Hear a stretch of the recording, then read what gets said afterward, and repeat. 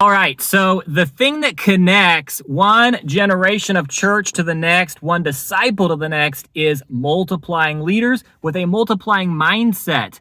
And that's where it begins, is in our mindset. We can have an addition mindset and not realize it. And the 139 tool is the way to develop leaders that think in terms of multiplication. So in this video, I want to share with you a recent story of a leader I was coaching who had one of his leaders, one of my 9, that was thinking addition, and he helped him think in terms of multiplication. So I want to show you how the 139 tool can work in practice so that you can use this in your context effectively and powerfully to begin to see leaders with multiplication thinking so that we can see no place left in our generation. So that's coming up.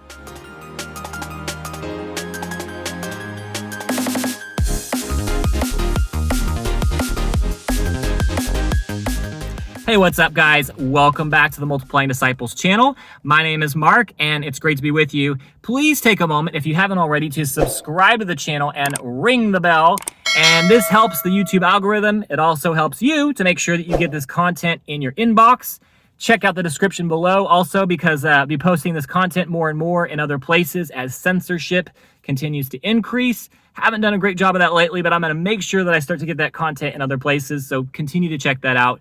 And in this video, I want to revisit the 139. Now, I'm not going to unpack what 139 is, and I'm going to invite you to check out one of the other videos on that. Done several videos on that recently, but I want to share with you why this matters, because one of the things that can happen to us as leaders is we can be thinking in terms of addition and be doing things intuitively and not realize that in doing things intuitively, it's good, and being intuitive is a part of what it means to be a leader, but it might not actually train our leaders to think in terms of multiplication. So I was recently talking with one of my 3, if you want to call him that, of the 139, one of my few, and we'll call him T. And I was talking with T, and he's got several guys that he's meeting with. And one of them is this guy named, we'll call him X for this story. And he was talking with him, and this man that he was talking with, and this is one of my 9, was not seeing that the guy that he was trying to disciple was not there. He was not a faithful, available, teachable, reproducing disciple. And so this disciple of X's, he was, or this potential disciple of X's, was not showing that he was going to be faithful and available, and especially that he wasn't teachable. He wasn't really responsive and thought that he had it all figured out, and he definitely wasn't reproducing. And so my disciple, T, that I was meeting with, he could see this in his life. And he'd been doing this long enough that he could see that this was not a guy that he should be pouring into. So I was talking with him one day, and he said, yeah, this is not a guy that he should be investing so much time into, because this guy has not shown that he's actually a fourth soil person, a person that is going to bear forth fruit of what has been given to him.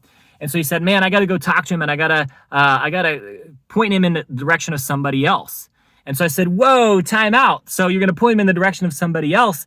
And he said, yeah. And I said, that's good, but will that actually teach him how to think in terms of who to invest into? In other words, that's good that you're thinking that way. That's intuitive that you're seeing that, and that is probably the right move there, but that's an addition way of thinking. That's a way of thinking that limits the ability of his disciple to continue to see multiplication, because he's going to come in and he's going to give him some good advice regarding this situation, but not train him to see with eyes where the kingdom is not. That's what I call it. To see with eyes where the kingdom is not. So X's disciple needed to have the discipleship skill to be able to see where the kingdom was not.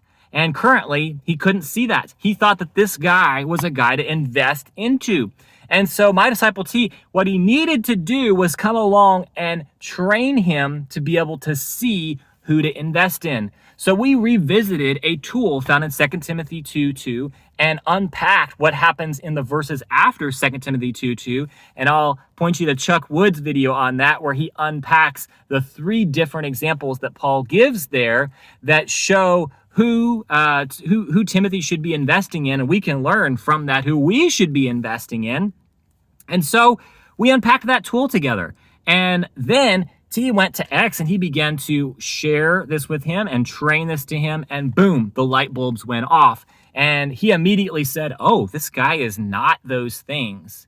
And so what happened in this moment was that T shifted his mindset from addition to multiplication in this area. Now, there's other areas where he was thinking in terms of multiplication, but the reality is we can, because we are intuitive as leaders and developers of leaders, we can forget to train our leaders to think in terms of multiplication and always pointing things back towards what will equip that disciple to live in a reproducing way and to see with eyes that will reproduce to the next generation. So that's an example. This disciple was thinking addition. He needed to be thinking multiplication, and he needed to be training his leaders to think in terms of multiplication. And when we did that, it pointed out the value of that simple tool. Now, simple tools are not everything. Once we begin to internalize these things, there's actually a lot of art to disciple making. And it's important that we help our disciples to see that discipleship's not formulaic, and there is a role for that intuitive side.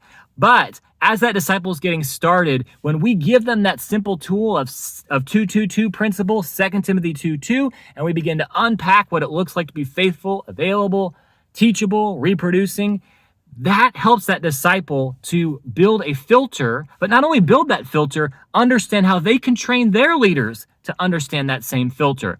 So as you are raising up leaders, make sure to train them in these simple tools, not just to start with, but as they are becoming a leader, to think in terms of leadership that is multiplying, and so that they can train their leaders to think in terms of multiplying. So all of this came forth because of using the 139 tool with T.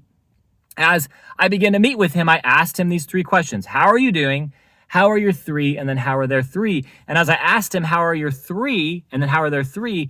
This came up with X, and he began to highlight what was going on there. And so he is right now understanding, because he is, he's looking for those 9 in his 139.